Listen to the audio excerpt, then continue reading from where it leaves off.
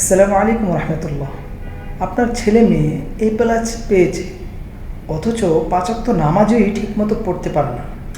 এমন ছেলে মেয়েদের চেয়ে যাদের রেজাল্ট এর চেয়ে অনেক কম কিন্তু নামাজ পড়ে, আপনি জানেন তারাই কিন্তু ভালো।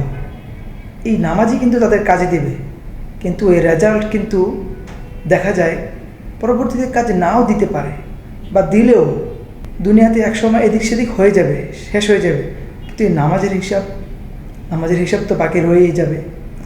যে ছেলে মেয়ে A+ পেল অথচ কোরআন শরীফ পড়তে জানে না, তাকে নিয়ে কিসের এত গর্ব? যে ছেলে মেয়ে A+ পেল অথচ তার আদব নেই, মানে তার ব্যবহার ঠিক নেই, A+ পাওয়ার কি মূল্য থাকলো? A+-এর সাথে আদব থাকতে হবে, তার ভদ্রতা, নম্রতা, বিনয়ী এগুলো থাকতে হবে। যারা A+ বা A গ্রেড না পেয়েও ঠিকমতো 5 ওয়াক্ত নামাজ পড়ে, কোরআন তেলাওয়াত শুদ্ধ করে পড়তে জানে, তারাই উত্তম আমার কাছে, সমাজের কাছে, আল্লাহর কাছে। A+ বা A গ্রেড পেয়ে অহংকার বেড়ে গেছে এমনও ছেলে পেলে আছে, এটা ঠিক নয়। A+ বা A গ্রেড পেয়েও যাদের মধ্যে আদব, নম্রতা, যারা বিনয়ী, তারাই কিন্তু আসলে প্রকৃত স্টুডেন্ট।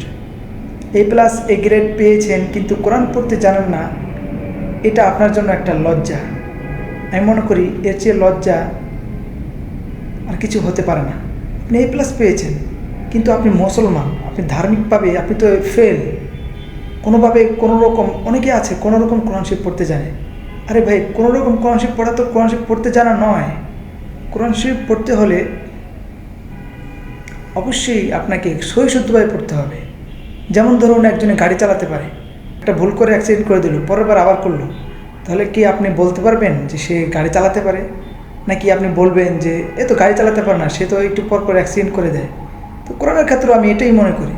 আপনি যদি কোরআন বারবার ভুল পড়েন, একটু পরে আর একটু ভুল পড়েন, সামনে গিয়েই ভুল পড়েন, এক আয়াতের পরপরই আর একটা ভুল পড়েন, তাহলে তো কোরআন পড়তে পারা নয়, এটাও তো আপনি ভুল করছেন।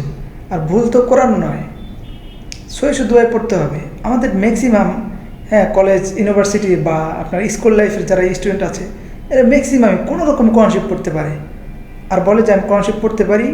এই আসলে তো এটা কোরআন শরীফ পড়তে পারা নয়, এটা বুঝতে হবে।